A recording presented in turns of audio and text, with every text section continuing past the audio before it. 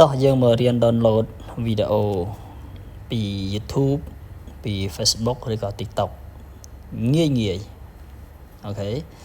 អញ្ចឹងអានេះគឺវីដេអូ YouTube របស់យើងតើធ្វើយ៉ាងណាដើម្បី download ដាក់នៅលើ gallery ទូរស័ព្ទរបស់យើងអញ្ចឹងទី1គឺយើងចុចអានេះណាអានេះគឺយើងចង់ download វីដេអូនេះចង់ download យើងចុចសញ្ញាព្រួយនេះមកហើយចុច copy link អញ្ចឹងចូលទៅរកពាក្យនេះ Fresh AI អញ្ចឹងកម្មវិធី Fresh AI នេះគឺជាកម្មវិធីរបស់ខ្មែរកម្មវិធី AI របស់ខ្មែរអូខេយើង download ពី Play Store ឬ App Store មកអញ្ចឹងដោយសារខ្ញុំដល់រួចហើយយើងចុចទៅលើវាមួយមកអូខេ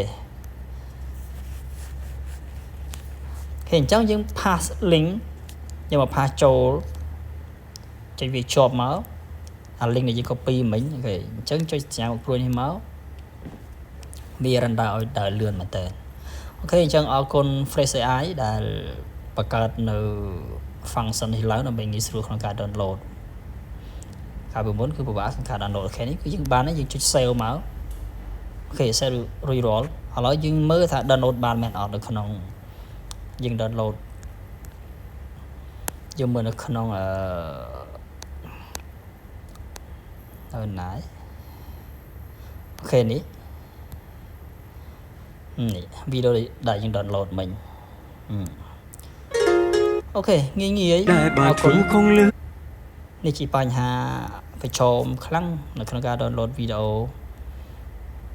បច្ចុប្បន្នប៉ុន្តែឥឡូវនេះយើងបានហើយ Fresh AI បង្កើតនៅ function នេះឡើងអូខេអញ្ចឹងយើងចង់ download វីដេអូពី Facebook វិញយើងមើល Facebook យើងចង់ download វីដេអូណាមួយអូខេយើងមើលសិន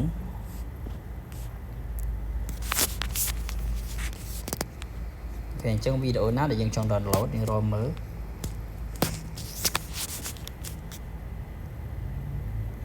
ដល់ខាងអត់មានវីដេអូសងអូខេអញ្ចឹងយើងមើលនៅក្នុងនេះមកទៅអូខេអញ្ចឹងឧទាហរណ៍ដូចជា download នៅវីដេអូណាមួយខ្ញុំសាកដូចខ្លីរកមើល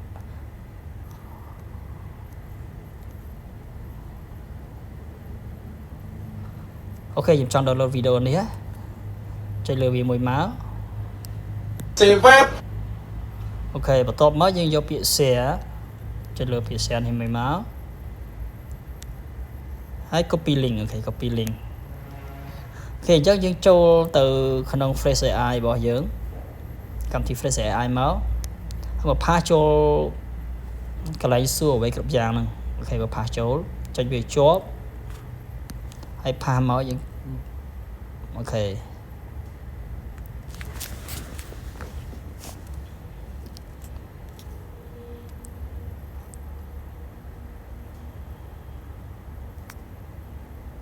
អូខេនេះវីដេអូយើងអញ្ចឹងយើង save មក